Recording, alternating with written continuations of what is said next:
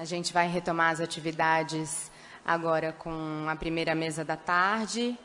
E eu vou chamando as pessoas para compor e já apresentando quem vai fazer a fala desse momento. Então, eu queria chamar a Bárbara Costa Andrada, que é psicóloga pela Universidade Federal do Rio de Janeiro, doutora e mestra em saúde coletiva pelo Instituto de Medicina Social da Universidade do Estado do Rio de Janeiro, e atua nos seguintes temas: saúde coletiva, saúde mental, estudos sobre deficiência, autismo, transtornos alimentares, concepções de normalidade, anormalidade e diferença.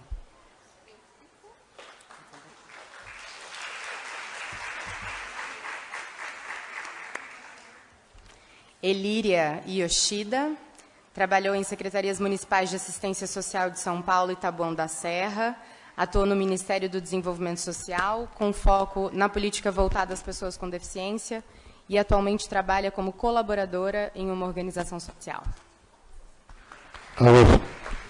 Tem informe? Você tem informe?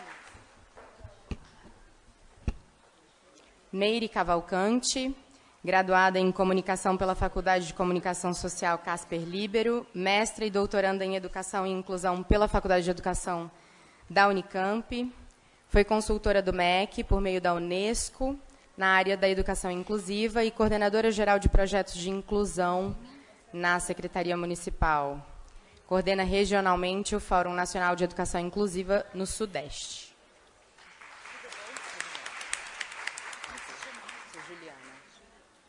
Eu sou Juliana Garrido, do Despatologiza, vou mediar essa mesa. Queria dar um informe onde ficou a nossa mesa de credenciamento. Ainda tem gente acompanhando, se por acaso alguém chegou à tarde e precisa marcar a presença, fiquem à vontade para ir assinar a presença e pegar o kit de vocês. A gente tem um material do Despatologiza à venda, tem ímãs de geladeira e adesivos, que é com essa verba que a gente tenta chamar as pessoas que a gente quer trazer para perto e para contribuir com essas discussões. E também tem livros de duas participantes do evento à venda. Vocês fiquem à vontade para visitar. Mais nenhum? Tem algum informe? Querem dar algum informe? Não?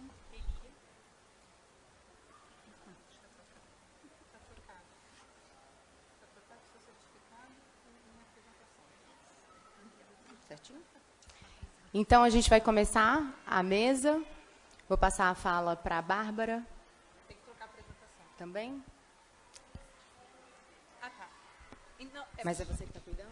Bianca, A a apresentação que está aí não é a minha. É a da Elira.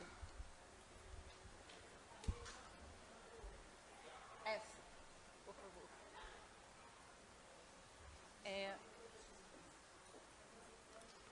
Tá. Peço, então.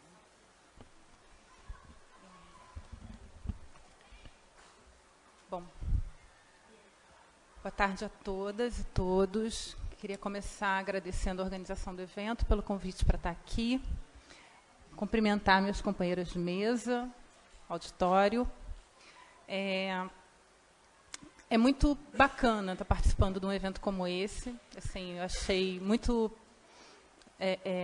revitalizante as falas da manhã. Eu espero poder continuar, enfim, de alguma maneira contribuindo com o que foi colocado. Eu vou falar sobre... Está dando para ouvir? Tá. Eu vou falar sobre políticas de saúde e a questão da garantia de direitos, né, de pessoas com deficiência. E eu vou começar por um ponto que já foi muito bem colocado pela Ana Rita e também pelo Ricardo na mesa anterior, que, para pensar, né, nessa perspectiva que a gente está discutindo aqui de despatologização, né, o que é o conceito de saúde com o qual a gente dialoga, trabalha, né, e defende, né, que é esse conceito ampliado, né, que a saúde ela é muito mais do que simplesmente um bom azeitamento do organismo, e, mais ainda, ela tem a ver com condições de vida, né? Condições de alimentação, de moradia, né? Educação, renda, meio ambiente, trabalho, transporte, né? Acesso à terra ou à moradia, acesso a serviços de saúde, né? Então, a saúde a gente não consegue pensá-la de uma maneira potente, de uma maneira que possa fazer sentido para práticas despatologizantes, sem pensá-la como socialmente determinada, culturalmente situada e influenciada também por componentes políticos, né, por componentes históricos. Ou seja, a gente só consegue pensar a saúde como uma experiência situada, né, contextualmente situada. Então, principalmente, né, a saúde ela é resultado das formas de organização social, né, de produção, e que ela está muito ligada a situações de igualdade ou desigualdade nas condições de vida, né? Então, pensando isso, né, pensando a saúde e os modos de se levar a vida, ou as vidas que são possíveis de serem levadas em determinados contextos, né? Considerando a saúde como um produto social, né, e com uma ênfase justamente nessas condições de materiais da vida, né, aquilo que dá possibilidade de existência para um sujeito, para uma coletividade, né, então a questão da saúde ela aparece como algo absolutamente impossível de separar da noção de direitos, né? Ela está ligada a direito à moradia, direito a um trabalho digno, direito a uma educação, direito a acesso a serviços de saúde. Então, a noção de saúde, ela está profundamente, essa noção ampliada de saúde, ela está profundamente ligada à possibilidade de exercer plenamente direitos básicos. Né? Não são direitos, não são privilégios, são direitos básicos. E aí eu vou trazer aqui a questão dos determinantes sociais da saúde, né? Que são fatores sociais, econômicos, culturais, étnicos, raciais, psicológicos e comportamentais que influenciam a ocorrência de problemas, né, de saúde e fatores de risco em uma determinada população. Eu estou lendo alguns trechos aqui, porque acho que tem uma coisa de estar um pouco baixa a filmagem, também para não ficar perdido a informação para quem não tem acesso ao que está escrito, né, na projeção. Próximo, por favor.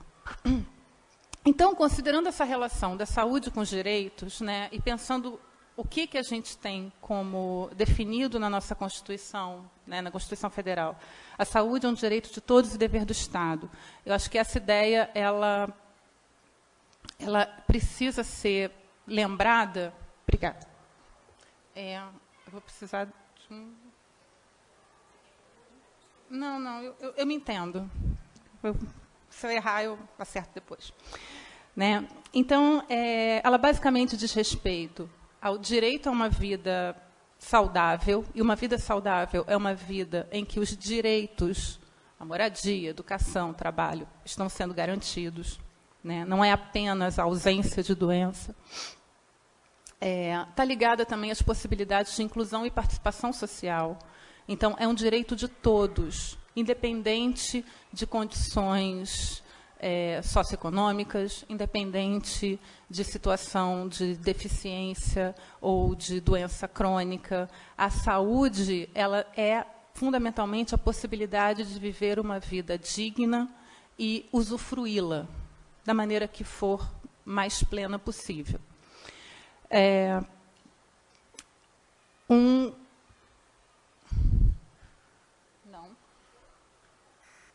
Não, voltei. Ok.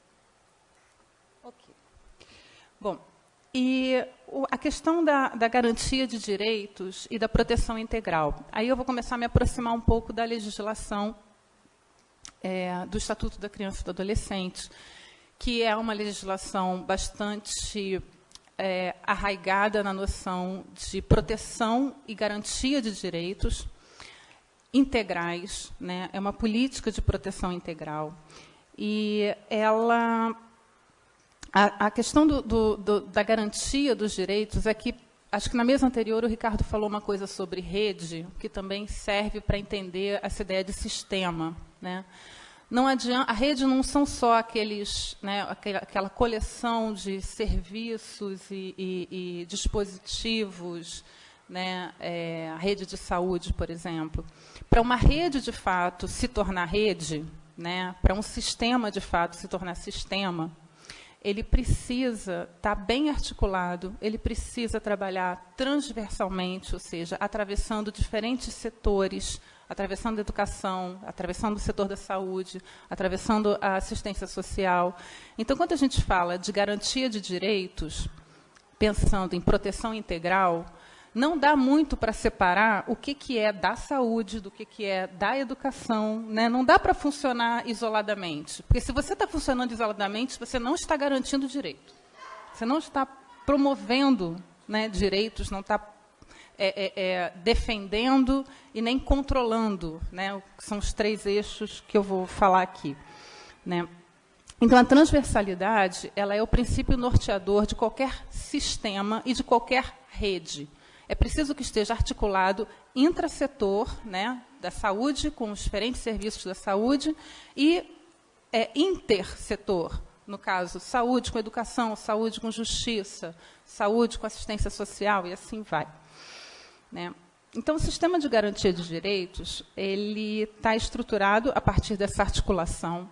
Ele precisa, fundamentalmente, eu fiz umas anotações aqui que eu não vou conseguir achar agora, mas teve uma fala mais cedo que falava que acho que foi Ricardo que fez, ou foi a Ana, que falou justamente da questão das pessoas, da implicação, né, de alguma maneira, da implicação afetiva, da implicação relacional das pessoas com suas ações, no caso, de cuidado. Conceito de rede, exatamente, né? Então, essa questão de pensar garantia de direitos, a gente também tem que pensar quem são os atores, ou seja, quem são os agentes, né? Quem é que está agindo para isso acontecer? Porque não basta estar numa política, não basta estar na legislação, isso precisa fazer, a gente precisa fazer acontecer. E fazer acontecer é fazer a partir dessa dinâmica de uma aposta relacional, né? De que isso passe por pessoas implicadas em um processo. Então, estou um pouquinho perdida aqui. Espera aí. Bom, então, considerando isso, né, a estrutura do sistema de garantia de direitos funciona basicamente com 3 eixos, né? Alguns componentes vão estar ligados à defesa dos direitos, ou seja, são instâncias que serão acionadas a cada vez que precisar combater ou enfrentar situações de ameaça ou de violação de direitos fundamentais. A promoção de direitos, e aí é onde eu vou focar um pouco mais, porque é onde o componente do setor da saúde se envolve, né? Onde ele tem mais presença, nesse caso, tanto os serviços quanto as políticas, né, que envolve justamente a promoção dos direitos, promover políticas sociais básicas, aquelas que dão conta da educação, da saúde, da moradia, da assistência social. Então, esses setores que estão articulados com políticas sociais básicas, com direitos sociais básicos, eles estão necessariamente implicados na promoção de direitos. Isso não é algo óbvio nem dado. Muitas vezes, para os profissionais do setor da saúde. Muitas vezes a gente não se entende como promotores de direito, né? Como, de alguma forma, até no limite, até defensores em algumas situações. Então, trabalhar com a noção de saúde enquanto contextualmente situada, culturalmente influenciada, economicamente marcada, e por aí vai, né, atravessada e composta por determinantes sociais, é pensar que nós, trabalhadores da saúde, somos, sim, promotores de direitos. E o controle social, ele também é uma outra dimensão, né, em que a sociedade civil também participa e que, muitas vezes, a sociedade civil não está sabendo dessa potência que tem, né, de poder reivindicar, participar, ajudar a desenhar política pública. Bom, essa parte aqui que eu preparei sobre modelos teóricos acerca da deficiência, eu não vou desenvolver agora, porque eu acho que a fala da Ana Rita foi brilhante quanto a isso, então esse slide está aí, mas ele já está sendo passado. Com relação a instrumentos normativos, né, em termos de direitos da pessoa com deficiência, eu selecionei aqui a Convenção da ONU sobre Direitos das Pessoas com Deficiência, que no Brasil tomou uma espécie de centralidade na reorientação do paradigma sobre deficiência. Opa. Ops, não. Esse. Hã? Por favor. É muita coisa para uma pessoa fazer ao mesmo tempo. Então, a convenção ela teve esse papel fundamental de promover uma mudança no paradigma do que se pensava em termos de conceituação da deficiência no ordenamento jurídico do país, né? A partir da convenção, da ratificação da convenção no governo Dilma, a gente teve o Plano Nacional dos Direitos da Pessoa com Deficiência, lançado em 2011, que foi um plano de governo, né, que tinha data para começar e data, de alguma forma, para terminar. Não virou uma política pública de Estado, uma política de Estado, mas que deixou sua marca, né, e que, de alguma forma, ajudou a compor e hoje alguns componentes do plano estão dentro da Lei Brasileira de Inclusão, né, que é um consolidado de toda a legislação referente a direitos de pessoa com deficiência. E eu destaquei aqui que o objetivo da LBI, né, da Lei Brasileira de Inclusão, é assegurar e promover em condições de igualdade o exercício dos direitos e das liberdades fundamentais das pessoas com deficiência, visando sua inclusão social e cidadania. Então, a ideia de defender direitos é defender a participação plena, ou seja, a participação cidadã, né, o exercício da cidadania de todas as pessoas, não importa a condição delas, se de deficiência ou não, se uma saúde frágil ou não, né, isso não pode ser algo que vá delimitar a participação e a presença no tecido social. Próximo. Né? Aqui eu coloquei também a definição da deficiência pela Convenção da ONU, que também já foi falado mais cedo, então eu vou passar, né? Mas, basicamente, a Convenção da ONU ela coloca a deficiência como um conceito de interação, né? Interação entre uma certa configuração morfofuncional, né, de corpos com impedimentos em um ambiente social que é hostil a essa configuração. Eu vou falar rapidinho, né, da questão da rede de cuidados à saúde da pessoa com deficiência. Ela teve uma importância, ela tem uma importância, né, por ter estabelecido diretrizes para um cuidado qualificado sob a forma de rede. E essa rede que, na política, ela é desenhada de uma certa maneira e que, na vida real, ela pode ou não ter essa qualificação e essa potência que a política previa, né? E isso depende muito, né, como eu falei mais cedo, mais das pessoas que estão operando esse sistema e essa rede, né, mais da maneira como os serviços e os profissionais e os usuários se colocam como promotores de direito, né, dentro dessas redes de saúde, do que especificamente da existência apenas, né, somente a existência de serviços não qualifica o cuidado. Próximo, por favor. Aqui eu coloquei um esquema gráfico, né, com o que seriam as instâncias da rede de atenção à pessoa com deficiência, né? Aqui no canto, atrás de mim, tem uma coluna com os serviços da atenção básica, né? No meio, aqui atrás, tem alguns serviços da atenção especializada, que seriam serviços voltados, muitas aspas, exclusivamente para pessoas com deficiência. né? Que tem uma certa... São serviços que têm uma certa expertise, uma certa especialidade para dar conta do manejo de impedimentos, né? Não vamos confundir impedimento com deficiência.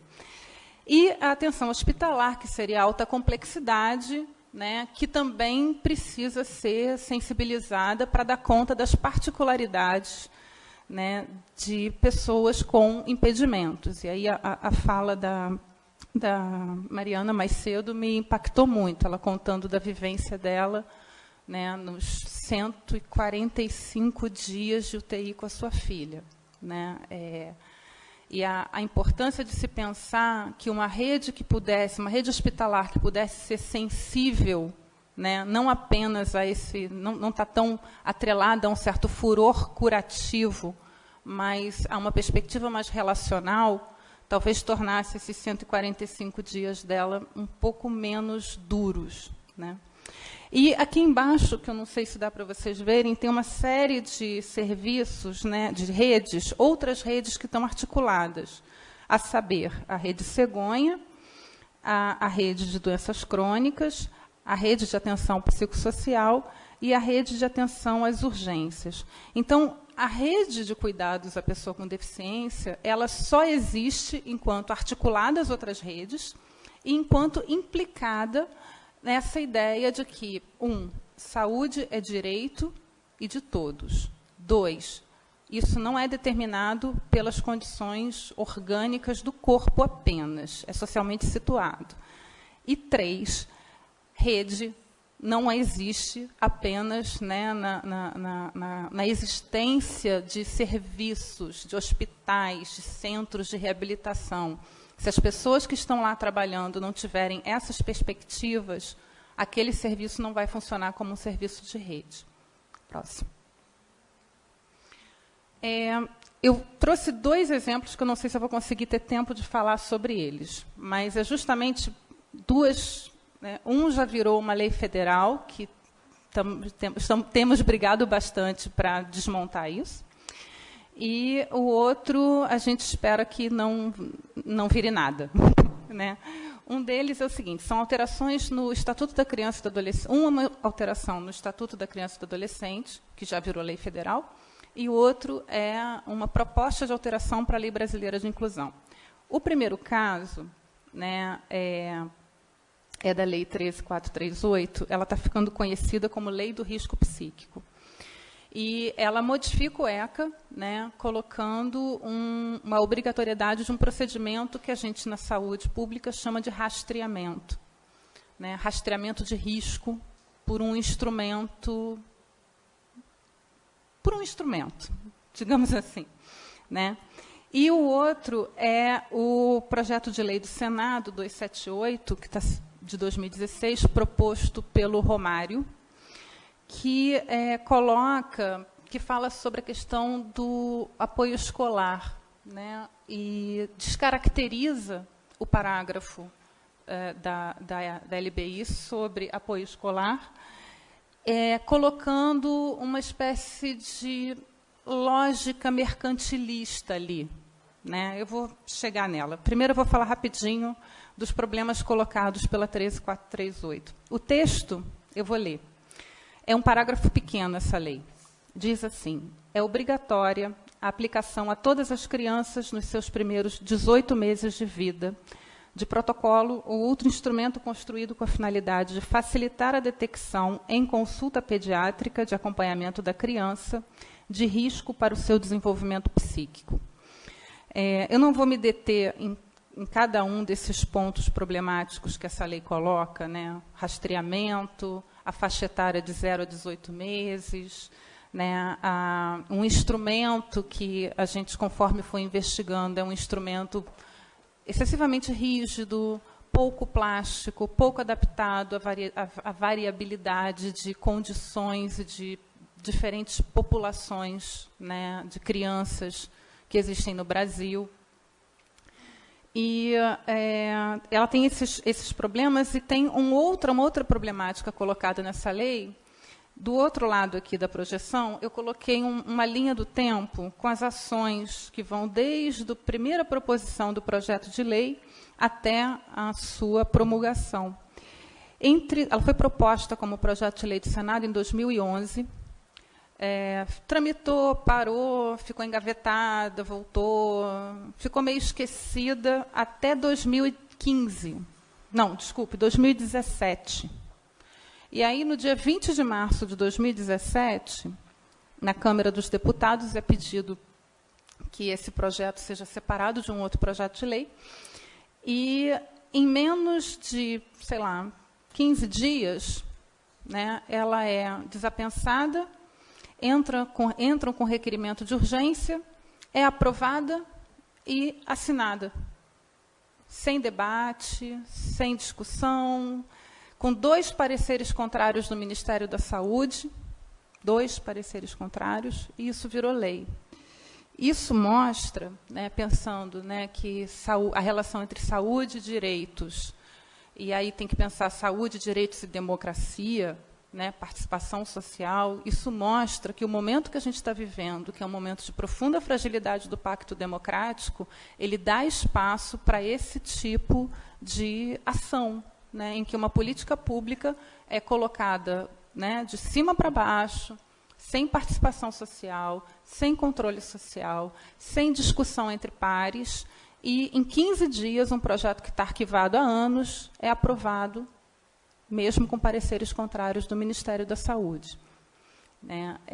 Algumas ações foram feitas, eu só vou destacar a última, que é mais recente, um documento do Ministério Público Federal, que analisou toda a documentação em torno da construção dessa lei, de como é que ela apareceu, enfim, e decidiu que, eu vou ler essa parte aqui, o Ministério Público resolve, com fundamento, bararará, eu vou pular essa parte, peraí, não enxergo aqui,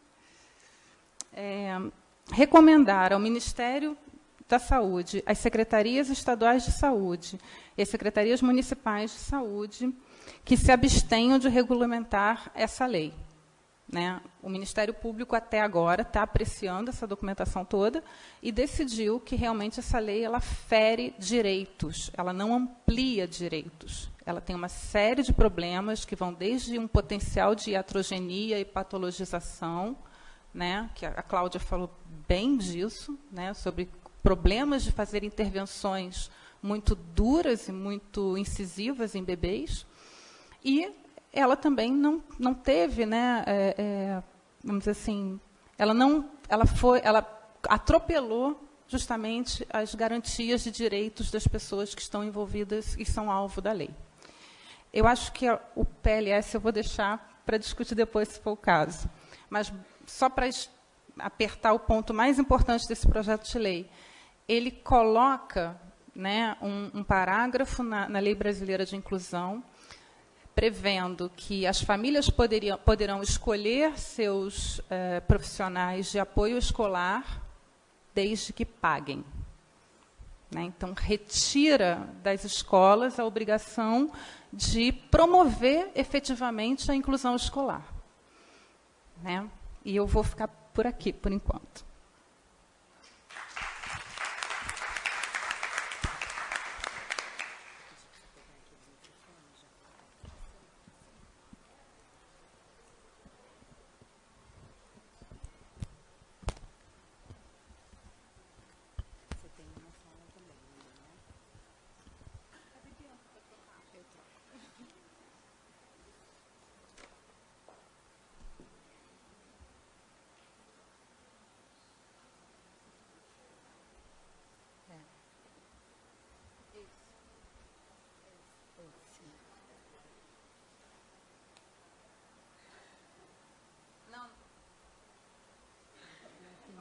Apresentação. Aí desce um pouquinho.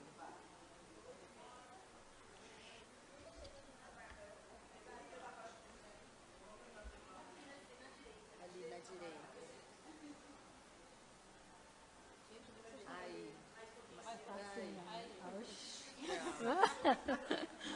Estava escondido.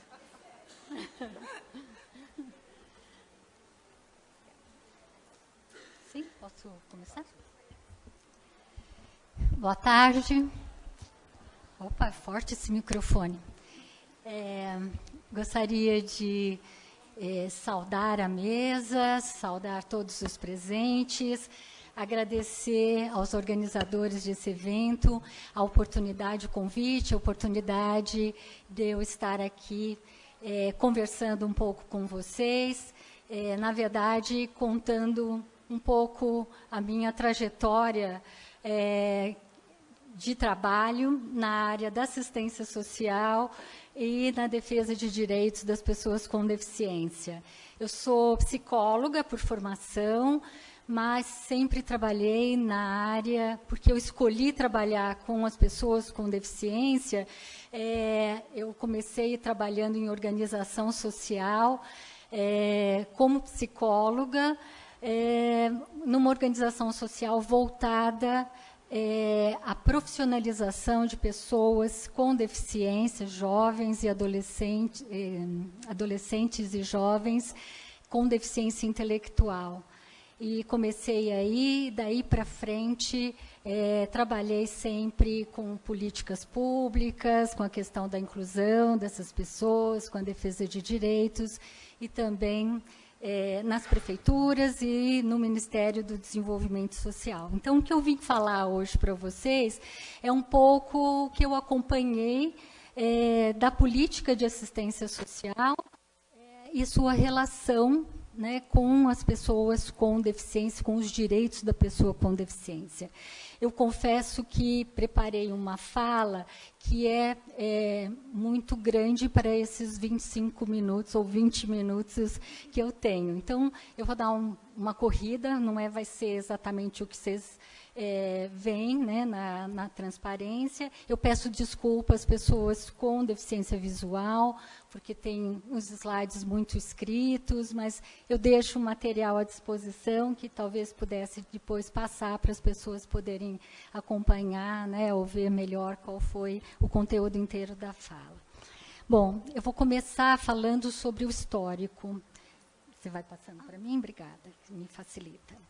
O histórico da assistência social. Assistência social não é uma política que hoje tem um status de política muito recentemente, a partir de 88 só.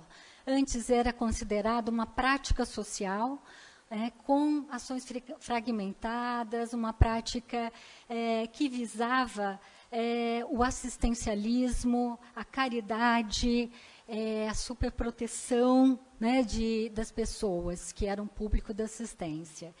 E, em geral, a assistência, nessa época, acho que isso um registro a partir da década de 30, um registro que mostra que a maioria das pessoas atendidas no âmbito desta prática social eram atendidas por organizações sociais, organizações filantrópicas, organizações religiosas, que prestavam, então, esse amparo social para essas pessoas, atendendo às suas necessidades.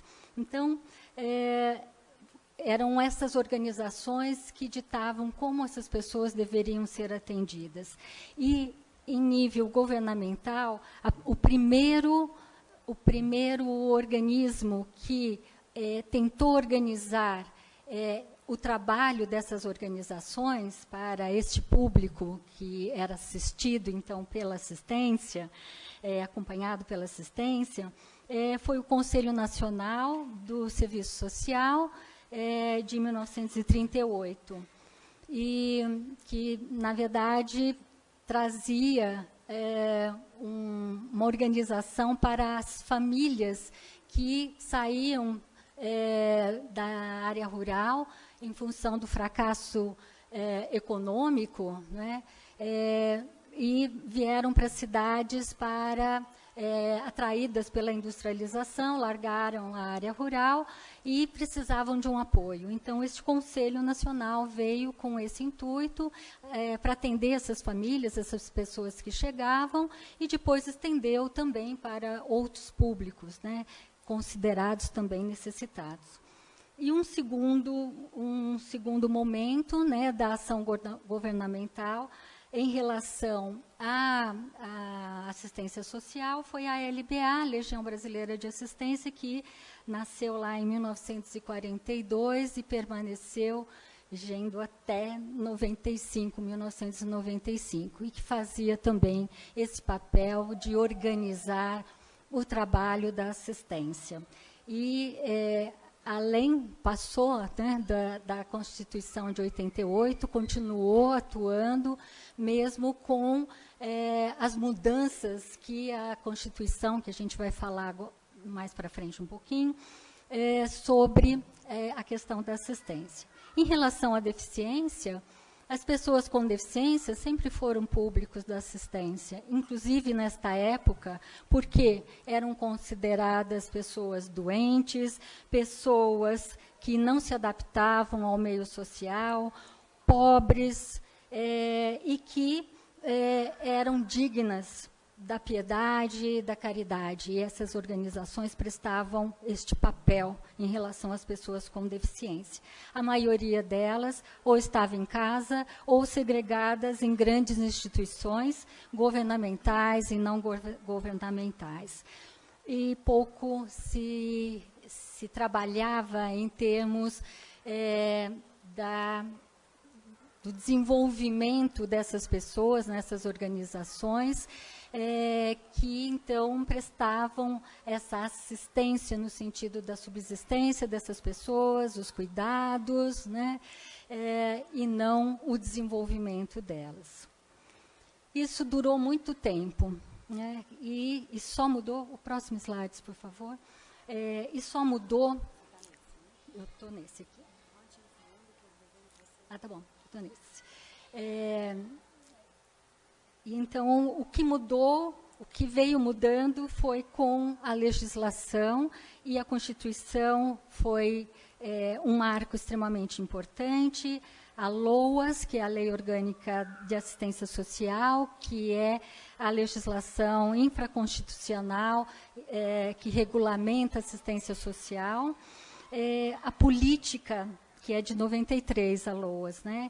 A Política Nacional de Assistência Social, a de 2004, houve uma anterior, de 98, mas a de 2004 é que trouxe mudanças significativas, e a implantação do SUAS, o Sistema Único de Assistência Social, em 2005. Como vocês podem ver, mudanças que provocaram, né, muitas mudanças, essas legislações que provocaram muitas mudanças e que são extremamente recentes, né. Então, vamos ver a Constituição. A Constituição, o que trouxe de novo para a assistência e para pessoas com deficiência? Para a assistência, colocou a assistência social no tripé da Seguridade Social, juntamente com a saúde e com a Previdência Social. Então, a assistência social passa a ter o status de uma política pública, que é dever do Estado e para quem dela necessitar, assim colocado na Constituição. Uma política, se define como uma política não contributiva, ou seja, não depende de contribuição para a Seguridade Social, e visa, então, atender esse público, que é um público diferente do público da Previdência. E muda o conceito de proteção social, não mais no sentido da sobrevivência das pessoas, do público da assistência, dos cuidados, da sobrevivência, mas também com base numa concepção de cidadania, favorecendo a condição de inclusão, né, na vida societária, e favorecendo o trabalho de pertencimento a esta sociedade. Então, esse foi o grande ganho que a Constituição trouxe, definir enquanto uma política pública que faz parte da Seguridade Social. Em relação às pessoas com deficiência, o que a Constituição trouxe no âmbito da assistência? Eu estou falando sempre no âmbito da assistência. Trouxe também, né, a questão da definição, né, dos direitos constitucionais para as pessoas com deficiência, no âmbito da saúde, do trabalho, da educação, mas, no âmbito da assistência, trouxe a questão dos objetivos da assistência em relação à pessoa com deficiência. Então, define a habilitação e reabilitação das pessoas portadoras de deficiência, aqui colocada como está na Constituição, portadora, né? Visando, então, a sua integração à vida comunitária, habilitação e reabilitação no âmbito da assistência social. E define também a garantia de um salário mínimo, né, um benefício mensal no valor de um salário mínimo para as pessoas com deficiência e idosos que não têm condição de se manter, né, nem de ser mantidos por sua família. O famoso BPC, né, benefício de prestação continuada, que foi, então, colocado na Constituição, essa questão do benefício, no sentido de que as pessoas com deficiência que se mobilizaram para que tivessem garantidos os seus direitos, inclusive na assistência. O benefício de prestação continuada foi fruto, especialmente das famílias de pessoas com deficiência intelectual, que se mobilizaram na Constituinte, através das emendas populares, né,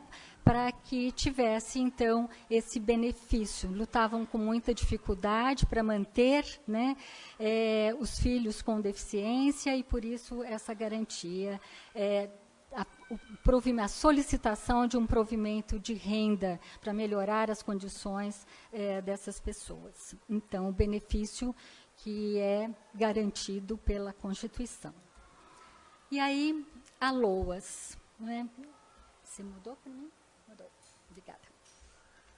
A LOAS, então, regulamenta o que está colocado, né, na Constituição, tanto a habilitação quanto o benefício de prestação continuada. E a LOAS trouxe a definição dos critérios para a concessão do benefício. Para quem seria esse benefício? Para qualquer pessoa com deficiência? Não. Ou para qualquer idoso. O idoso, a partir de uma determinada idade, é colocada, e a pessoa com deficiência. Quem é essa pessoa com deficiência que vai receber o benefício de prestação continuada? Vejam lá que a LOAS é de 93, 5 anos se passaram, né, após a Constituição, para que chegassem a essa definição de qual era o critério para a pessoa com deficiência receber o benefício. E definiu da seguinte forma: pessoa com deficiência é aquela que é incapacitada para a vida independente e para o trabalho. Então, essa foi a definição que a LOAS trouxe e que, lamentavelmente, trouxe, claro, inúmeros problemas. Considerar esta pessoa com deficiência como aquela que não é capaz de se desenvolver, não pode ter vida independente e não pode trabalhar. É esta pessoa que vai receber o benefício. E quem avalia? Quem vai avaliar que a pessoa com deficiência não é capaz, né, de se desenvolver e não é capaz de trabalhar? Não é? Então, vários outros anos de estudos, de discussão, para ver como que seria esta avaliação. E, depois de várias legislações, tem várias normatizações, né, define que esta pessoa será avaliada pelo INSS, pelo perito médico, é um médico que vai avaliar esta incapacidade para a vida independente e para o trabalho. Lembrando que uma criança pode pedir o benefício, pode solicitar, a família pode solicitar. Então, a questão do trabalho não tem razão de ser, não é? E a questão da vida independente, como que eram avaliadas essas crianças, não é? Então, um médico perguntava, para a mãe, seu filho penteia o cabelo? Penteia. Ele come sozinho? Então, ele não precisa do benefício, porque ele é capaz, ele tem vida independente, ele é capaz. Então, muitos problemas ocorreram, muita discussão, muitos casos que deixaram de receber o benefício precisando deles, né? E quero lembrar que também não é só a questão da deficiência, no caso, para entrar no benefício, também tem um critério super rígido, que é a da renda, né? Renda familiar per capita abaixo, inferior de 1/4 do salário mínimo, né? Então, isso exclui grande parte da população que realmente precisa. Muitos entram, sim, estão dentro desses critérios, e muitos que têm um pouquinho a mais do que 1/4 de salário mínimo não entram no benefício. E não entraram, né? E este critério de renda também está sendo revisto. Ainda bem, a incapacidade e o critério de renda, ambos estão sendo revistos, né? Especialmente o critério de quem é essa pessoa com deficiência mudou bastante e para melhor. Então, vamos ver o próximo, que é o que aconteceu com as pessoas com deficiência depois que saíram esses critérios lá em 93, com a LOAS, né? Então, os beneficiários começaram, depois de muita discussão, quem vai fazer esta avaliação, passava até por o delegado da cidade poder dar um laudo de que a pessoa não pode trabalhar, ou que ela não pode se desenvolver, ou que ela é uma pessoa com deficiência, o diretor da escola, o médico do posto, e assim, um profissional, né, o médico do posto até foi uma legislação que permitia que o médico, né, ou alguém da equipe médica pudesse avaliar, né, essa deficiência. Então, vocês podem imaginar todas as dificuldades que ocorreram e demorou todo esse tempo, de 93 a 96, para o benefício ser concedido. Isso em termos do BPC.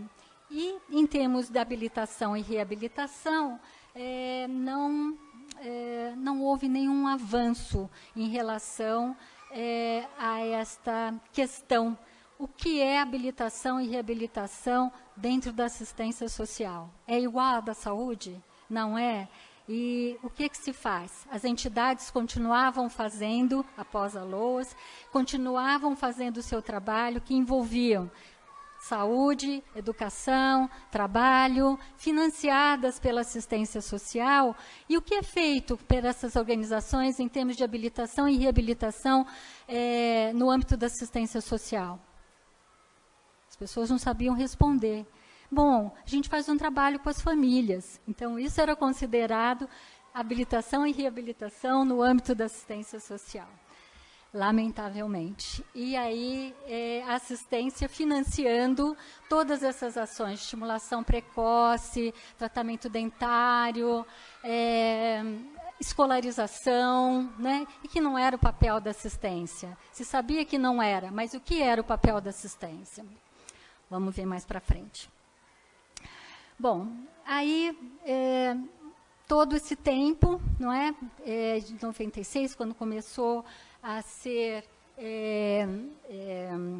concedido o BPC, e essas organizações sociais continuavam fazendo habilitação e reabilitação nesses moldes, foi até 2004, 2005, essa situação. E os beneficiários do BPC, diga-se de passagem, não eram incluídos na política de habilitação e reabilitação ou política de assistência, das ações de assistência. Por quê? Porque já recebiam um benefício, não precisava mais nada. Tendo dinheiro, já estava bom, não precisavam ser assistidos. Então, em 2003, criou-se o Ministério do Desenvolvimento Social e Combate à Fome. E dentro do Ministério, uma das secretarias, a Secretaria Nacional de Assistência Social, para lidar com as questões da assistência, não é? Com a política de assistência e definir o que era ela. E foi criado também, dentro da Secretaria Nacional de Assistência Social, o Departamento de Benefícios Assistenciais para fazer o BPC, né, para fazer a gestão do BPC. E aí a política de 2004, e a instituição, em 2005, do Sistema Único de Assistência Social, que é o SUAS, né, que organiza a assistência social em outros moldes. Pode pôr esse aqui. A política, então, é organizada por níveis de proteção, à semelhança do que é o SUS, né? E o SUS, um sistema de grande sucesso no nosso país, e que o SUAS se espelhou bastante e se organizou, então, em níveis de proteção social, né?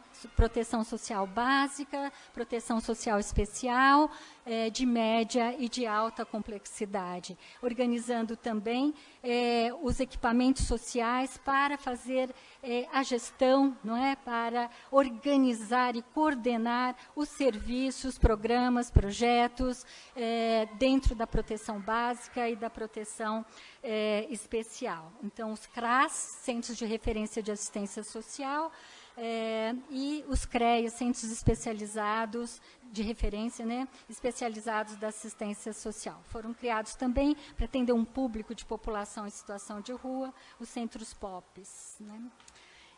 Vou passar rapidinho, que o meu tempo está acabando já. E, então, o que é que esta mudança, né, o SUAS trouxe de novidade para as pessoas com deficiência? Definiu, você põe esse daqui, da proteção básica, definiu os serviços, né, na proteção, e definiu que no âmbito da proteção básica estão diversos serviços para a população, de modo geral, para a questão, define esse público, quem é esse público da assistência. Não são os pobres, não são os necessitados, são pessoas que têm o direito à assistência porque estão numa situação ou de vulnerabilidade, ou de risco, de violação de direitos, por diversas circunstâncias. Não só quem está numa situação de pobreza, em situação de pobreza, mas sim todas as pessoas que podem ser crianças, podem ser idosos, podem ser pessoas com deficiência, e que eles devem estar inseridos nos serviços da assistência social, todos eles. Então, o que é que trouxe com a definição de serviços na proteção básica e na proteção especial? Trouxe que pessoas com deficiência, consideradas um dos públicos prioritários no SUAS, né, pessoas com deficiência, elas devem estar em todos os serviços da assistência, não só na proteção especial, em serviços voltados especialmente para as pessoas com deficiência, que foram criados tanto na básica quanto na especial, serviços que são específicos, mas eles devem estar em todos os serviços, porque se eles têm esse direito, e se eles têm a necessidade, se eles estão em situação de vulnerabilidade, eles têm que estar na rede, né? A rede de serviço socioassistencial, ela tem que ofertar aquilo que as pessoas com deficiência necessitam, não só nos serviços específicos para a pessoa com deficiência.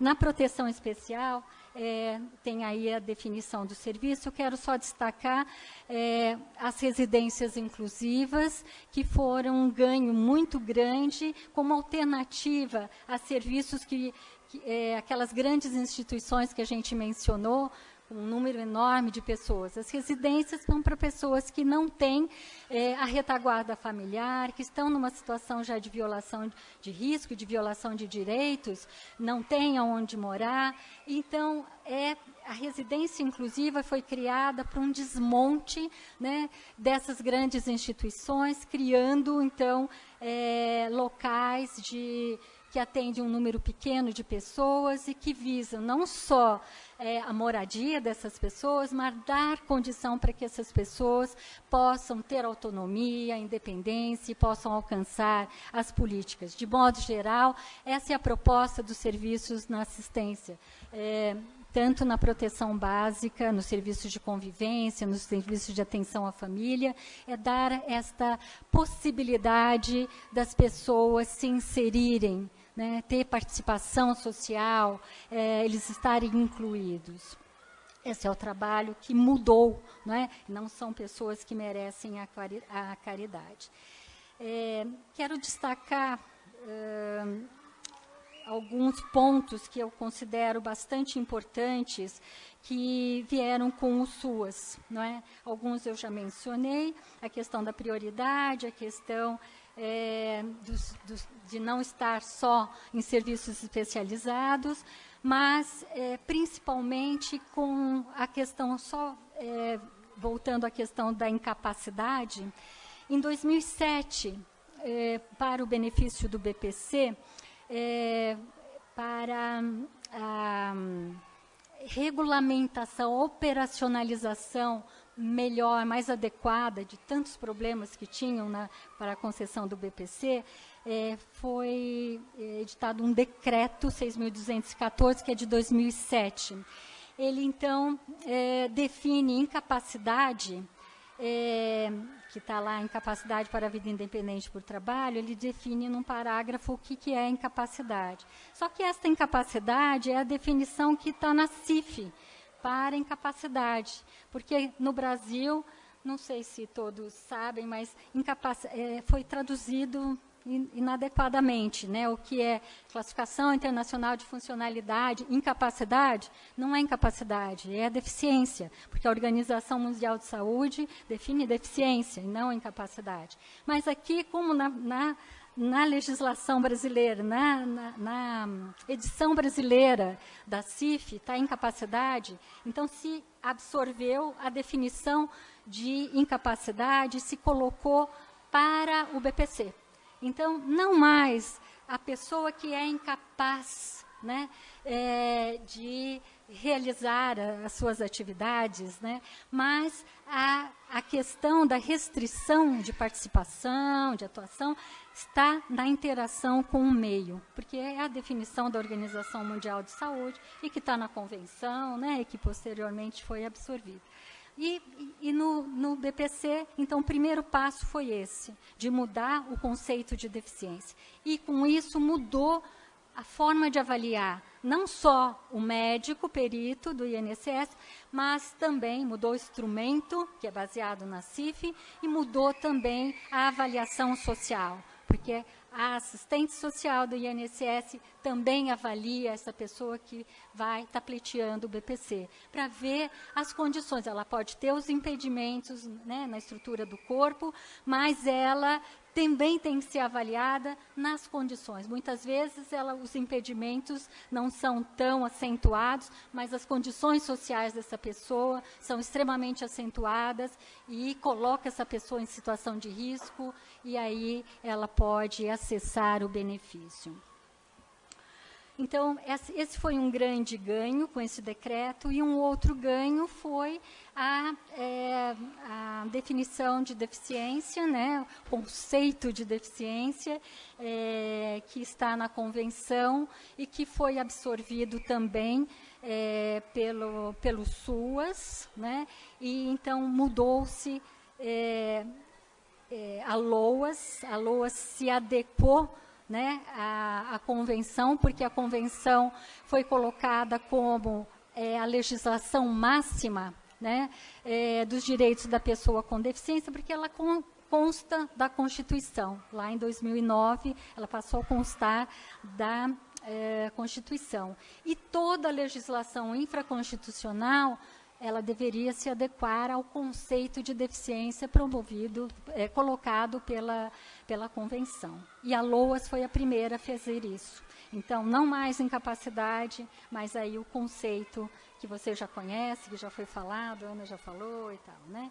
E que coloca a relação com as barreiras do meio, que foi extremamente importante, inclusive para a construção dos programas sociais, né, intersetoriais, o BPC na escola e o BPC Trabalho, que se buscava quais eram as barreiras que os beneficiários do BPC tinham para acessar a educação. Começou com o BPC na escola, quais as barreiras, se faz, né, uma visita domiciliar, se identifica quais são essas barreiras que impedem o acesso e a permanência na escola. E da mesma forma, para o BPC trabalho, que impede, né, quais são as barreiras que essas pessoas têm para acessar o trabalho. E tem aí 1000 questões, né, envolvidas aí, trabalho, BPC, benefício, essas questões todas.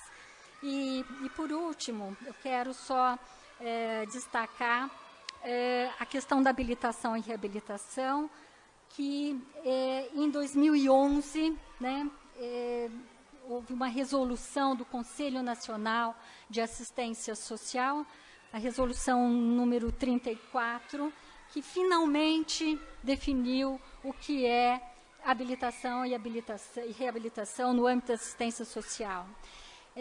Então, eu vou ler.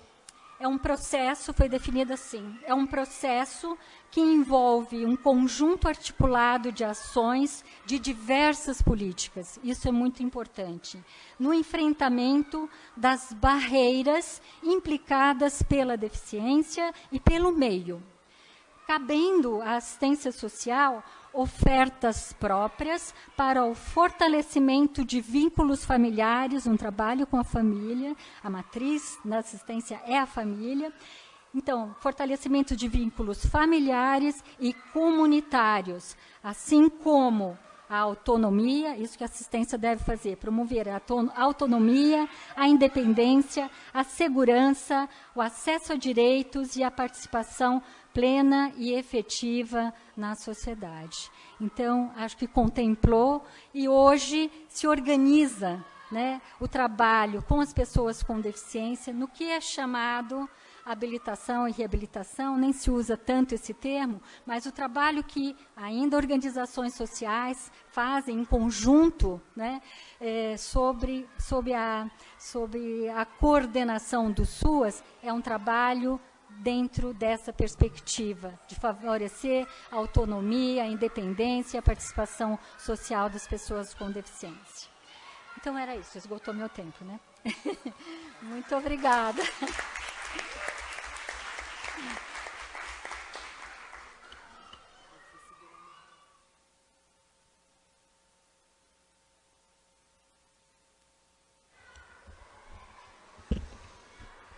Boa tarde, eu sou Meire Cavalcante, vou falar um pouquinho com vocês. Quero cumprimentar as minhas colegas da mesa, cumprimentar todos que estão aqui e dizer que se eu tivesse combinado com essas pessoas brilhantes, né, não teria ficado tão bom. Foi muito interessante, porque é muito legal a gente ouvir a articulação, né? Como que está pensando hoje a saúde, como que está pensando hoje a assistência social, como que a gente avançou muito ao longo do tempo nos entendimentos, não só das áreas, mas no entendimento do que é deficiência. E quando vocês trazem esses retrospectos, esses entendimentos, a gente consegue ver que foi consolidada, sim, no Brasil, nos últimos anos, né, na última década, principalmente, uma real política de Estado. Porque quando a gente vê uma profissional da saúde falando que a saúde não é só azeitar o organismo, mas é perceber se o sujeito está gozando de direitos, se ele está tendo acesso à escola, se o bem-estar dele, né, se a vivência dele no mundo tem saúde, né, em amplos aspectos. Quando a gente vê a assistência social ali num embate de sair daquele lugar de tratar os pobres coitados e conseguir se ver como uma área também como a saúde, que tem essa dificuldade muitas vezes de ser articuladora de outros direitos, a gente vê que este país andou. E nós estamos aqui para continuar andando. O que a gente não pode é permitir que a gente tenha retrocessos como estão sendo impostos. Infelizmente, a gente fez aniversário de 2 anos de um governo que só impõe retrocesso aos campos mais frágeis, mais sensíveis, para as populações mais frágeis e mais sensíveis.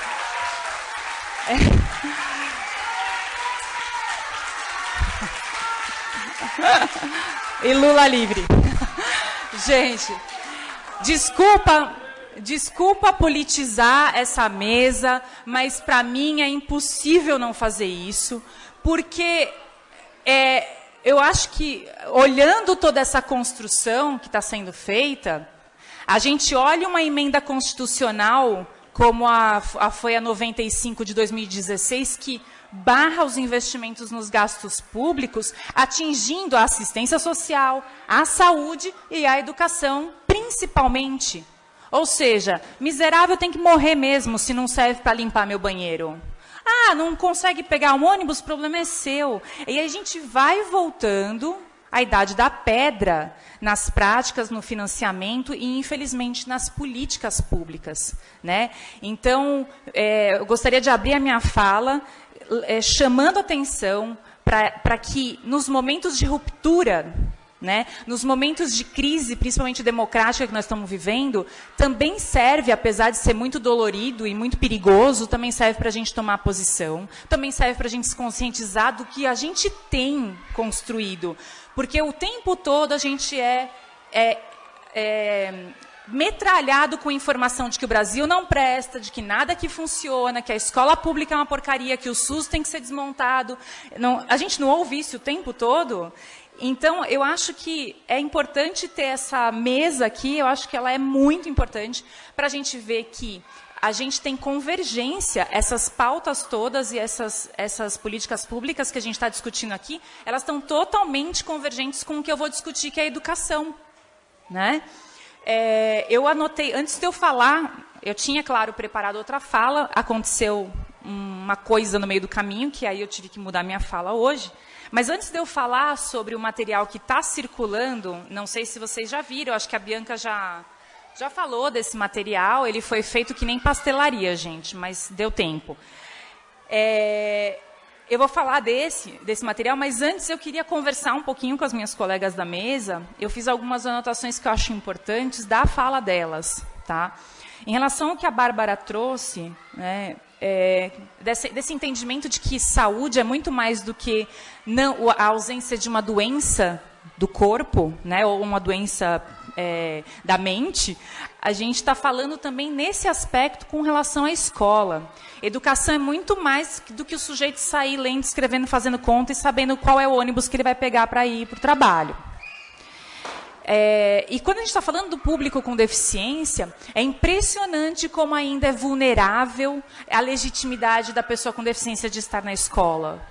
Então, quando você fala, põe numa escola especial, põe um professor pendurado lá dentro da sala de aula do lado dele, bota ele na classe especial com os iguais dele, você não está só pensando na aprendizagem daquele sujeito, você está impedindo que ele aprenda de fato, porque é um ambiente limitador, um ambiente segregado, ele limita os desafios daquele sujeito, e você também está dizendo que educação é só aquilo que o professor manda o aluno aprender e que ele ainda quer que o aluno diga exatamente com as palavras que o professor diz.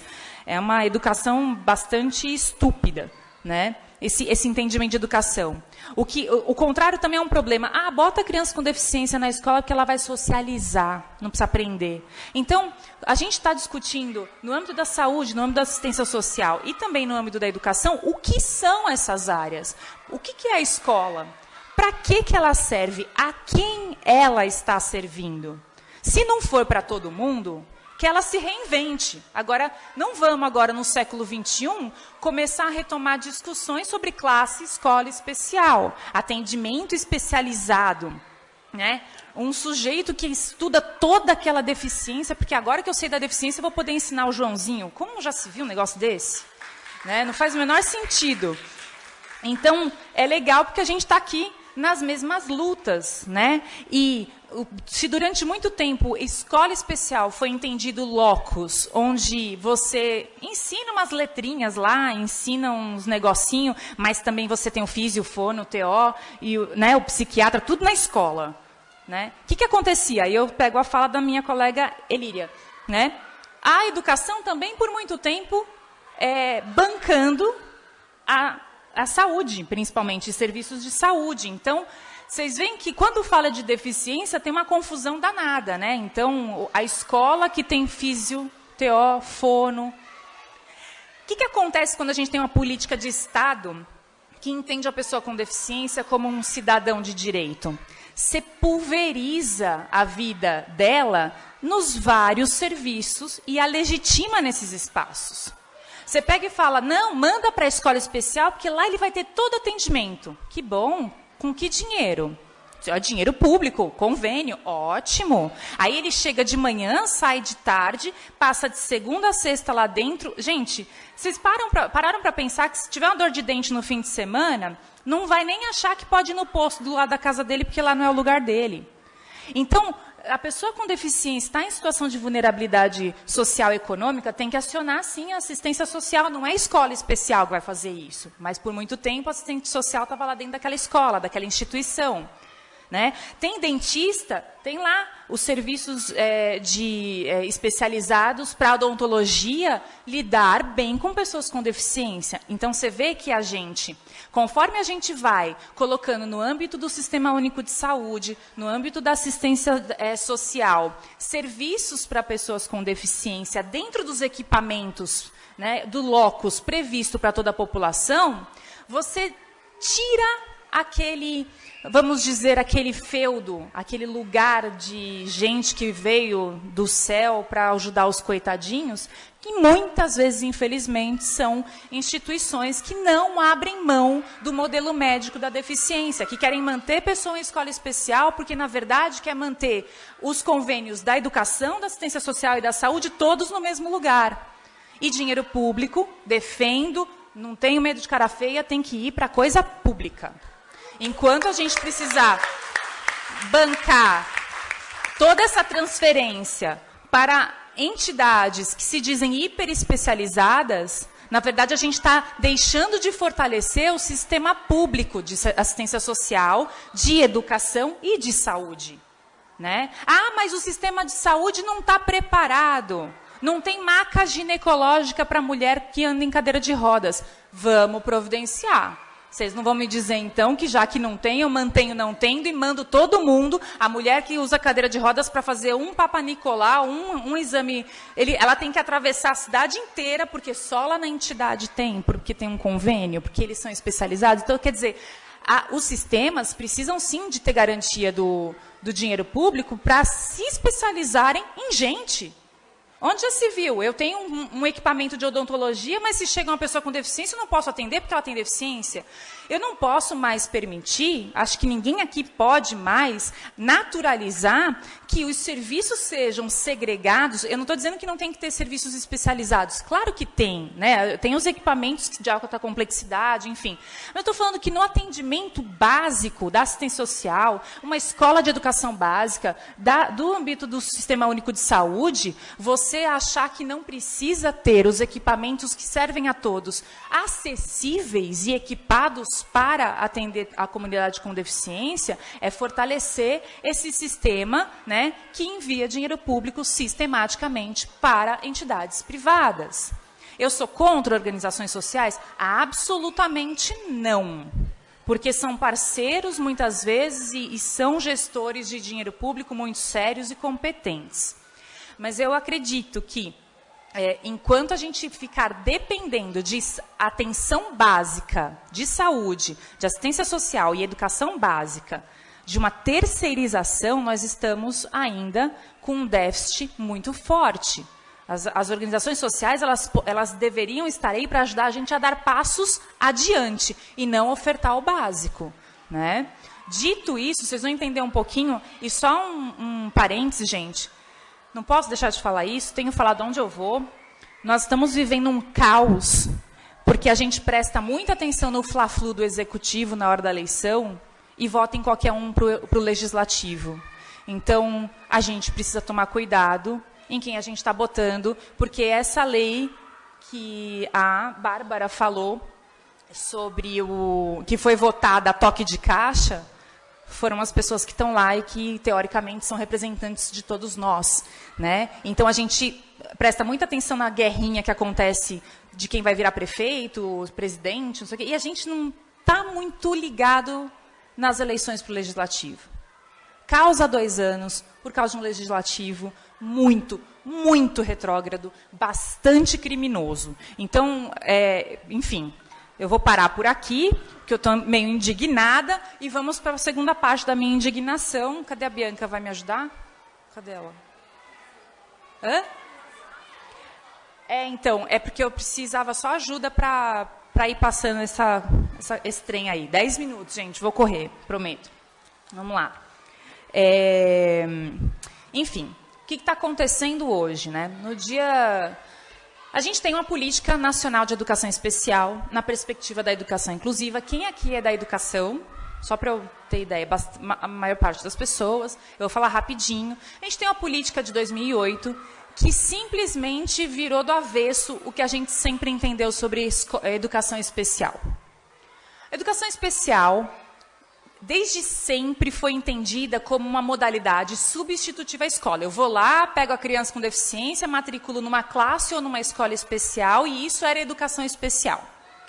A gente tem uma LDB com um texto bastante problemático, porque na LDB, que é infraconstitucional, mas tem um peso muito grande, a educação especial aparece como modalidade escolar, tá?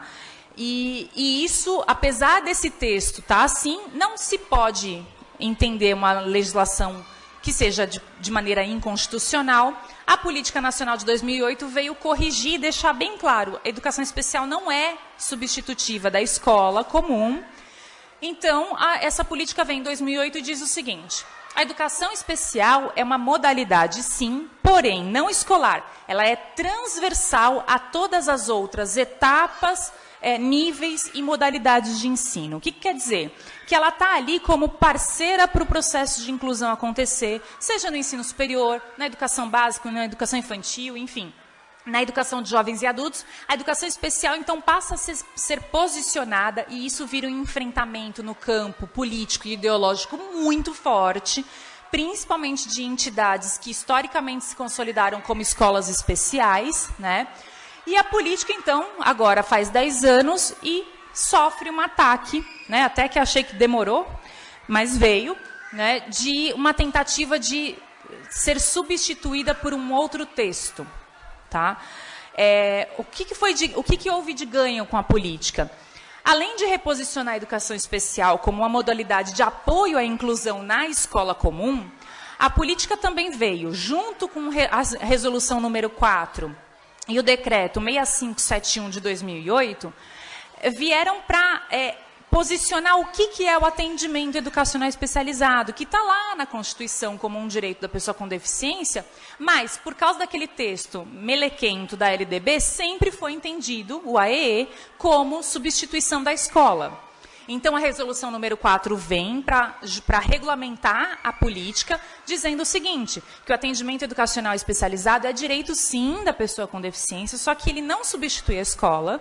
E mais, ele é complementar ou suplementar. E se o aluno precisar ser atendido pelo profissional do AE, tem que ser no contraturno, ou seja, não pode tomar o tempo de sala de aula. Perfeito, muito bem, muitos avanços, muitas discussões, 10 anos de política, e a gente ainda está formando esses profissionais em nível de pós-graduação, é verdade. Imagina você criar uma posição nova para o professor, porque o professor do AE não é físio, fono, TO, não é da área da saúde, é um profissional da educação, então ele tem que ter formação, licenciatura ou formação em pedagogia, né? Por que é importante que ele seja um educador, né? E não da área da saúde? Primeiro, para demarcar que isso é um atendimento do âmbito escolar. Porém, como ele não substitui o professor da sala comum, ele vai pensar em recursos de acessibilidade, ele vai estudar o caso e ajudar na sala comum, mas não ensinando conteúdos, mas ele vai pensar nos recursos. Por que ele tem que ser professor? Porque ele tem que entender de sala de aula, para poder articular, para poder conversar com aquele professor que está na sala e poder pensar junto. Ele não é especializado em deficiência, ele é um profissional especializado em identificar a barreira e promover recursos, serviços e estratégias junto com todo mundo da escola. Foi e tem sido uma grande revolução. Por quê? Porque professores que sempre foram de sala de aula, quando vão estudar para se tornar professores de AEE, vão vendo que os saberes deles são muito importantes, mas também tem aquela ideia de ensinar conteúdo. Então, a gente tem que ir fazendo a formação. Não é para ensinar a ler e escrever, é isso aqui. Já o profissional que vem da educação especial, ele vem com aquela ideia de especialização na deficiência, foco na deficiência, então você também tem que formar esse sujeito. Então, formar esse novo profissional da escola tem sido um desafio que a gente não resolve em 10 anos, nem em 15, nem em 20. Nós vamos continuar discutindo à luz da convenção, à luz do que as colegas trouxeram, como é o entendimento da deficiência na modernidade, que é um conceito em evolução e que eu só posso falar sobre deficiência se eu estiver observando o sujeito que tem deficiência, mas principalmente a barreira que está apresentada para ele, na escola, na acessibilidade para um equipamento de saúde, na família dele, porque muitas vezes é dentro da família que a barreira também se encontra, né? Então, isso tudo é uma inovação, gente, que não é da escola brasileira, ou do SUS, do SUAS, enfim.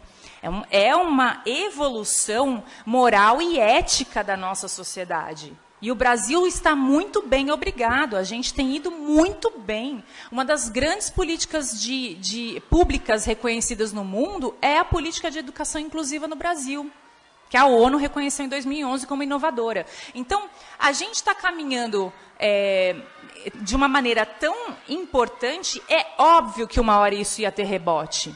Por que nunca quem foi contra a inclusão escolar conseguiu barrar a gente na justiça? Porque não tinha argumento. Precisou ser no tapetão. Dia 16 de abril, então, o Ministério da Educação convoca na SECADI, que é a Secretaria de Alfabetização, eu não vou precisar lembrar agora, alfabetização continuada, educação continuada, alfabetização e diversidade e inclusão. Pois é, muito bem.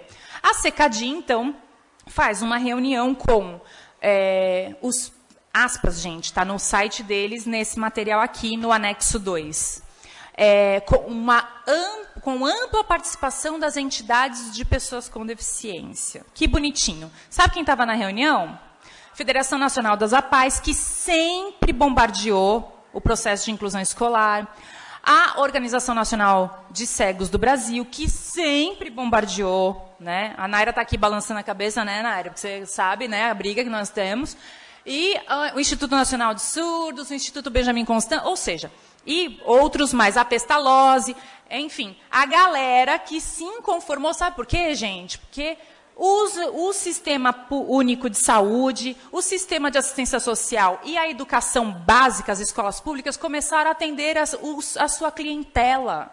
Começaram a fazer do Estado promotor de serviços públicos, como está na Constituição. Então, essa gente faz uma reunião mequetrefe, e aí, a partir dessa reunião mequetrefe, o Ministério da Educação põe no seu portal que fez essa reunião, e com base nessa reunião super representativa da sociedade brasileira, eles estão propondo, aspas de novo, a atualização da Política Nacional de Educação Especial na perspectiva da educação inclusiva. Aí, não vai dar tempo, tá? Mas eu queria, quem me ajuda, me coloca aí, por favor, que eu quero mostrar para vocês umas barbaridades. Esse material que vocês estão vendo aqui, a gente fez nos últimos 10 dias lá pelo LEPED. Nós pegamos os slides que eles apresentaram nessa reunião. Desculpa, gente, ridícula. Eu estou com raiva, tá? Mas tudo bem, eu funciono melhor nesse modo, tá? Eu sou super produtiva, assim. Deixa eu ver qual é a página. Eles querem mudar, gente, o público-alvo da educação especial. Hoje, o público-alvo é a página 23. Hoje, o público-alvo da educação especial são as pessoas com deficiência, que a Convenção diz que são pessoas que têm impedimento de longo prazo de natureza mental, intelectual, física e sensorial. Tá? Bem simples. Pessoas do espectro autista, né, que estão dentro do transtorno do espectro autista, e pessoas com altas habilidades de superdotação. Agora, vamos ver qual é o público-alvo que eles querem pôr dentro da caixinha verde. Em cima, aí. Isso, olha só, gente, estudantes cuja participação plena e efetiva nas atividades escolares é obstruída pela interação entre barreiras urbanísticas, arquitetônicas, nos transportes, nas comunicações e informações e os impedimentos individuais de longo prazo de natureza. 2 pontos. Eu vou fazer uma pausa aqui. Eles estão pegando uma estrutura muito parecida com o que tem na Convenção e da LBI para dizer que eles estão olhando as barreiras. Olha que gente, olha como eles são espertos. Eles acharam que a gente não ia nem notar? Pois é, a gente notou. Pois bem, de natureza mental, comportamental, social, multissensorial, física e múltipla. Oi! Aí, tipo, passa um CID, passa qualquer CID aí que a gente encaminha para a educação especial. Vai virar encaminha-terapia de novo. A briga toda da despatologização, a briga toda da gente desvincular a deficiência da condição de doença, tá? Então, tá aqui. Nós estamos voltando à década de 70. Tudo bem, gente? Vocês viram, né, ontem o convite para 2 anos do governo, 20 anos em 2, né, para trás, o Brasil voltou. E estudantes com habilidades altas e superdotação, que são aqueles que apresentam elevado potencial XPTO. Das coisas que tem aqui, nesses slides, bem graves, então a gente tem vamos colocar, imagina, esse menino apresenta impedimentos de longo prazo de natureza social. Quem é que vai dizer isso? Né? Quem é que vai pegar lá o documento para pegar o bebezinho, né? E fazer o quê? Vai virar ali de ponta cabeça, abrir o cérebro? Eu quero saber. Sabe o que tem por trás disso tudo, gente? Tem uma reserva de mercado enorme, uma vontade imensa de fazer convênio com dinheiro público para a gente poder pagar a instituição para fazer essas coisas. Para fazer o tal como é que chama o trem? O protocolo de risco psíquico. Porque vai, né, que o bebê te ataca de madrugada. Então, é um negócio assustador. Porque a gente está, de novo, discutindo como é que a gente especializa a especialização da especialidade para poder dizer só aquele pode fazer aquilo, então nós vamos contratar, não precisa nem de licitação. E também, para fechar aqui as barbaridades, acho que a gente ainda vai ter, não sei, algum tempinho para discutir alguma coisa, mas é o seguinte, o que traz também de muito sério? Essa proposta de mudança diz, que o atendimento educacional especializado como está hoje não funciona, só que eles não usaram nenhum estudo para comprovar isso. Então, nós estamos discutindo isso aqui nesse material. 2, eles disseram que os professores do AE, só 43% têm formação. Caramba, numa política pública que tem só 10 anos, a gente está quase com metade de uma nova profissão formada para aquilo. Opa, eu acho que nós estamos bem-sucedidos, a gente tem que continuar. Como é que vai dizer que não tá bom, né? Outra coisa, a modalidade de educação especial para eles tem que voltar a ser escolar, com todas as letras. Isso é inconstitucional, isso é um absurdo, é revoltante. A gente, no século XXI, está com uma proposta de política dessa, tá? Também tem a ver com a fala da minha colega. Identificação do estudante para a educação especial o mais cedo possível. Aí eu lembrei desse trem aí. Aí o que vai acontecer? Paga-se para alguma instituição dar o laudo, aí o bebê tem risco psíquico, aí esse bebê vai para a creche e lá vai ter um outro profissional contratado em convênio dentro da escola para tratar do risco psíquico. Vocês sacam como é que funciona o negócio? Eu estou falando com todas as letras aqui porque é isso, a gente também tem que discutir para além do campo, né, teórico ou da construção da política pública, o que tem por trás das tensões políticas das políticas públicas. Elas não viram um texto do nada. O texto passa por muita tensão, principalmente naquele lugarzinho ali chamado Congresso Nacional, que a gente muitas vezes não liga para quem que vota para o Legislativo. Tá? Outra coisa gravíssima, envolvimento do estudante e da família no processo decisório. Eles querem, de novo, trazer a possibilidade de a família poder excluir o seu filho da escola comum. Tá?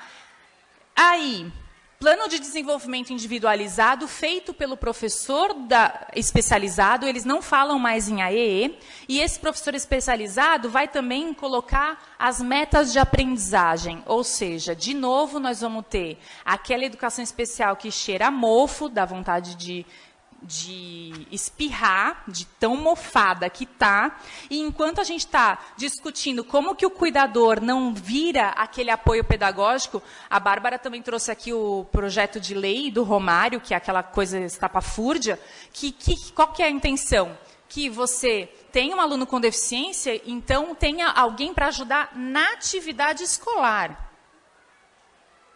Esse é o problema, é essa educação especial que cheira a mofo que a gente precisa agora discutir.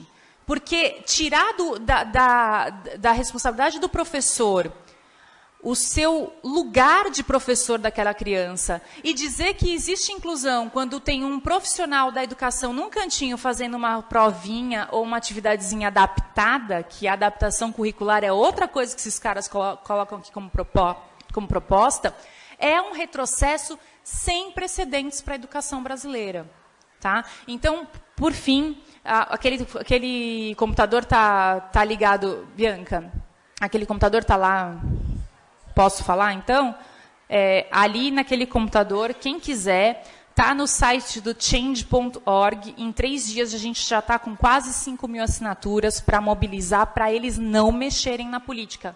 Porque não há nenhuma desculpa cabível para isso. Né? Então, a gente tem primeiro pressionando no âmbito da mobilização social. Por favor, eu gostaria que vocês anotassem um site que é inclusãoja.com.br. Esse site é um site que a gente tem para a militância da educação inclusiva.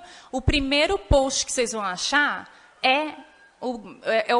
tem o título que o Ministério quer reformar a política. Lá, nesse post, vocês vão ver o manifesto do Fórum Nacional de Educação Inclusiva contra isso. Vocês vão poder fazer o PDF desse material. Lá também tem o link para vocês assinarem. Se quiserem assinar agora, vai ser ótimo. Enfim, mas dá para vocês entrarem no change.org e também tem os e-mails do gabinete do ministro e de da Secretaria de Direitos Humanos, porque a gente não pode permitir que uma política tenha um retrocesso tão grande. A gente tem que resistir. Eu acho que é muito ruim o que a gente está vivendo, mas eu acho também que a crise pode ser bastante profícua quando a gente pensa que ela faz a gente se mobilizar pelas conquistas. A gente, às vezes, tem a sensação de que conquista nunca vai ser retirada. Né? Então, eu acho que o momento também é propício para todos nós nos mobilizarmos. Né? A gente não pode ser vítima o tempo todo, apesar de ter tanta gente poderosa fazendo tanta porcaria lá. Né? Obrigada, gente. Desculpa, tá? Desculpa.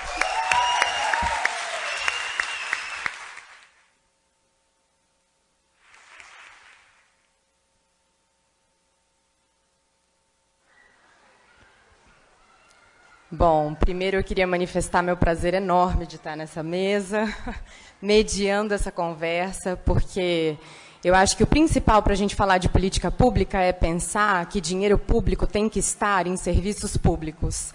E isso o Brasil está, não sei, nem em que unidade de medida falar a distância que a gente ainda está de pensar que o dinheiro público do Brasil ainda não é direcionado às políticas públicas. Então, quando eu escuto vocês dizerem, né, que o SUS é ótimo e que a política que temos de educação é ótima, eu acho muito importante a gente marcar isso num evento como esse, porque esse discurso é frequentemente desmontado, apesar de poucos argumentos, e queria marcar, assim, fazer notar, se alguém não viu ainda, enquanto lembramos, tudo é possível. Eu adorei entrar aqui e pensar nessa frase, com já a Ana mais cedo falando da memória, e essa mesa resgatando a memória. É importante pensar enquanto avançamos e o que significa a produção das políticas que vão dando esse resultado. E quando você diz tudo isso, do desmanche e do que se diz que a educação não funciona, por exemplo, a gente tem que sempre, no mesmo raciocínio, pensar em quanto se investe na educação. E é muito fácil falar da educação e da saúde que não funcionam e esquecer a emenda de simplesmente barrar o investimento. Ou falar que a educação especial, inclusiva, dentro da escola regular não funciona e não pôr em debate e enfrentar, por exemplo, o número de alunos por sala. Então, eu acho que, se a gente está falando de política pública e de serviço, mais cedo alguém veio à mesa da manhã fazer uma pergunta e dizer, na prática, como fazemos? A política é, de fato, indissociável da prática e da vida cotidiana, porque a gente tem que entender a nossa posição de mundo e fazer. Se temos esse serviço, adorei seu exemplo. Não temos mesa ginecológica, né, marca ginecológica para fazer o exame de uma pessoa com uma necessidade especial. Tenhamos. E é assim que a gente enfrenta os impasses e é assim que a gente opera a prática para que ela seja, de fato, para todos, que é o que buscamos aqui. Então, A gente ainda tem um tempo para perguntas, eu vou abrir esse espaço, inclusive, para que a gente possa aproveitar mais essa composição da mesa. Vou pedir, se alguém não quiser se manifestar no microfone, pode mandar as perguntas para a mesa, eu organizo e passo às nossas palestrantes. E quem quiser vir até aqui fazer a pergunta, por favor, no microfone, que o evento está sendo gravado em vídeo. Para sair, a voz precisa vir até o microfone. E a gente organiza um bloco de intervenções da plateia e passa, mais uma vez, a palavra para as nossas palestrantes.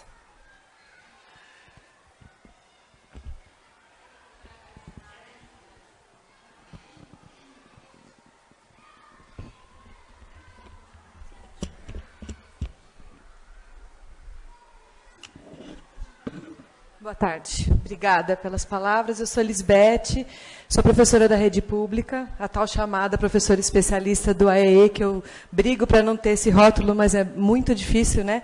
Porque a gente anda na escola, as pessoas falam, olha, dá uma olhadinha naquela criança ali, porque você vai saber resolver o problema. Bom, eu tenho uma questão, acho que para as três, né? Vocês fiquem à vontade para responder. Fiquei pensando nessa questão que a gente está indo, então, para a lógica do mais fácil. Então, é mais fácil colocar as crianças todas num lugar só, com deficiência, os jovens, porque daí fica tudo ali, fica mais fácil administrar. Mas a gente tem uma escola, do jeito que está hoje, que está pautada, então, nos conteúdos, no ano ciclo, super fechada, e que classifica as crianças nas hipóteses de escrita. Silábica com valor sonoro, alfabético, eu nunca sei esses nomes, mas o que interessa é quantas crianças com alfabéticos você tem na sua turma, quantos silábicos com valor você tem na sua turma. E aí, se a escola está organizada dessa forma, muita gente vai concordar que a educação especial volte a ser como era antes. Esse é um pensamento que me ocorreu. Vai fazer sentido para algumas pessoas que não querem discutir, como ela colocou a questão de, então, vamos diminuir o número de alunos por sala, vamos deixar que o professor trabalhe em um lugar só e não em 2, 3, e tenha uma carga horária de 60 horas na semana. Então, como é que a gente fica isso? E, além disso, a gente tem, eu sou professora do município, então a gente tem o município cuidando do Fundamental 1, de 1º a 5º ano, e o Estado do Fundamental 2. E aí a gente vê uma ruptura no trabalho. Né? E as famílias com muita resistência de que o filho, a filha, vá para a escola do Estado, porque não vai ter a mesma atenção. Então, a minha questão é, como é que a gente fica para... porque, na verdade, essas crianças jovens aí não estão tendo o direito de munícipe, o direito de cidadão acolhido, quando, nessa divisão entre Fundamental 1 e Fundamental 2, eles não têm essa continuidade de serviço, que seja do AE, que seja do cuidador, como for. Né? Então, foram essas coisas que me fizeram pensar a partir do que vocês falaram.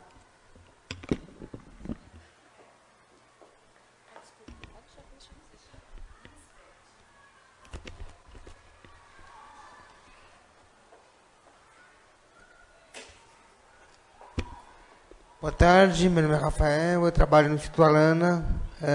Isso. A minha pergunta é a seguinte, eu tenho uma experiência pessoal no município em termos de educação especial e educação inclusiva, né? Que fui aluno do município de São Paulo.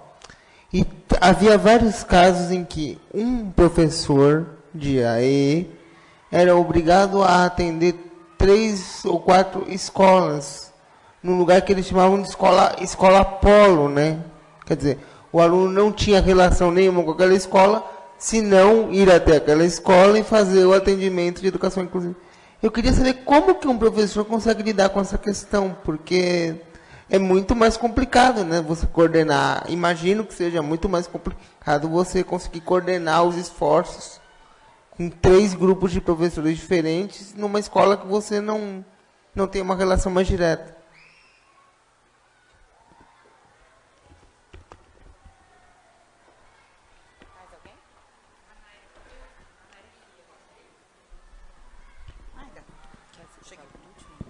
Não, posso falar. Também é rapidinho. Não, vou deixar para a Naira falar. Vou colocar para ela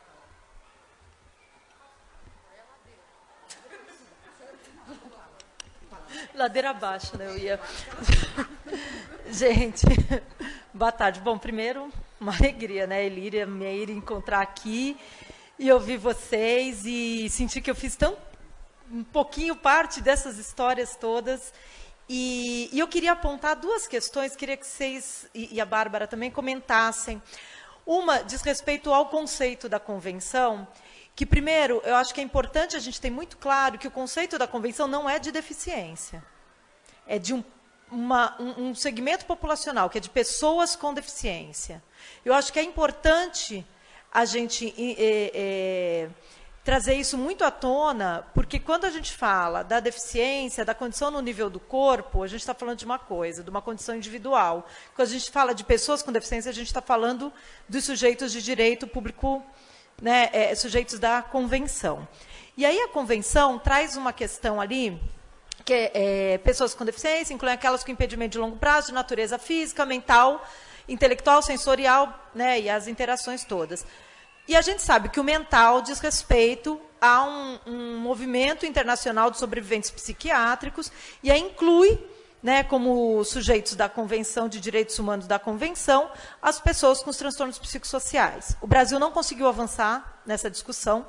Hoje, a área que eu atuo no SUS né, a área de saúde mental, e eu entendo que os usuários da saúde mental ainda não são vistos como sujeitos de direitos, e a gente tem muita dificuldade de fazer essa discussão dentro do campo da saúde, né, dos usuários da saúde mental como sujeitos de direitos. Diga-se de passagem, nós estamos na Semana da Luta Antimanicomial, com todos os retrocessos, né, que a gente está vivendo nesse campo também, e a gente vê uma grande mobilização de trabalhadores, mas os usuários continuam sendo usuários.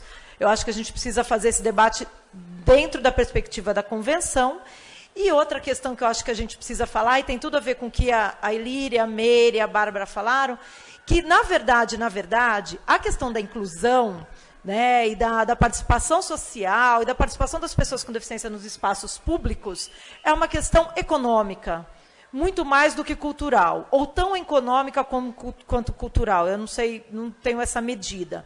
Mas quando a gente fala dessa projeto de lei do Romário, que não é surpreendente, porque o do Romário não dava para se esperar nada muito melhor, é uma questão econômica, é o lobby das escolas particulares. Quando a gente fala da reunião no MEC, um MEC que hoje tem um ministro que quer terceirizar a gestão, né, do ensino fundamental e médio no país, tem o NCB, FENES, FENES não, né, não era FENES, o INES, o Benjamin Constant, Pestalozzi, a Pailá, não é surpresa, porque eles estão atrás de financiamento público.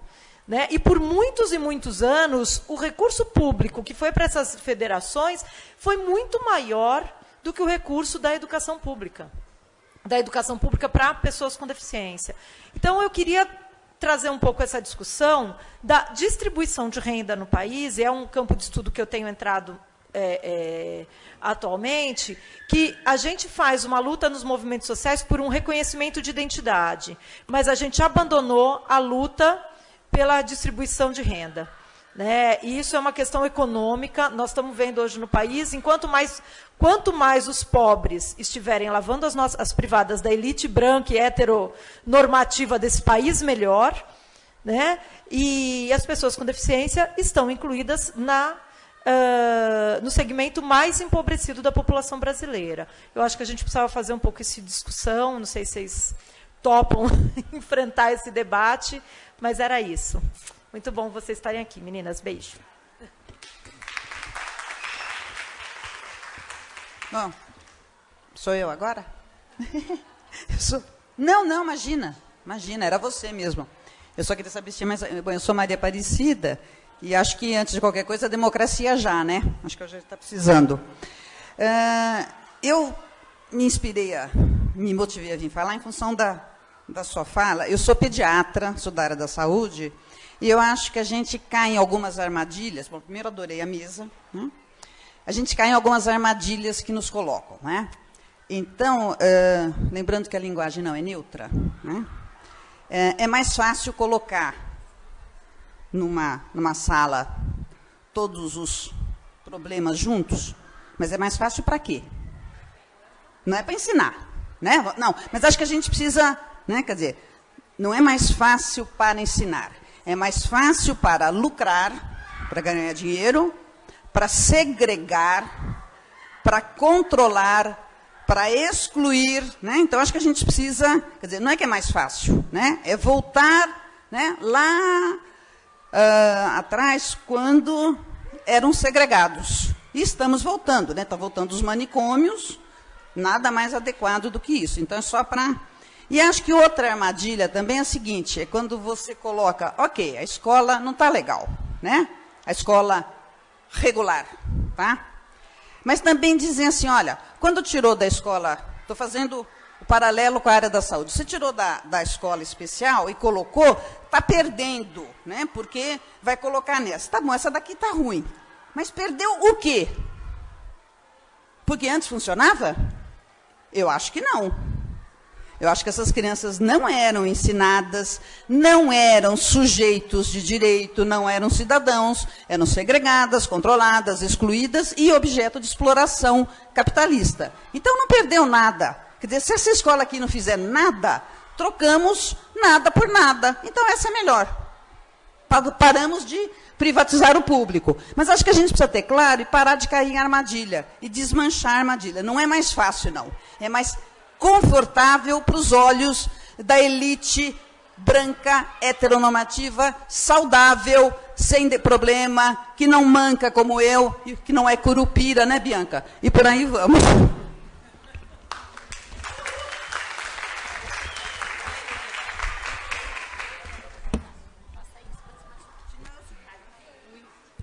Bem, eu vou tentar... Estou meio que destruindo o negócio aqui.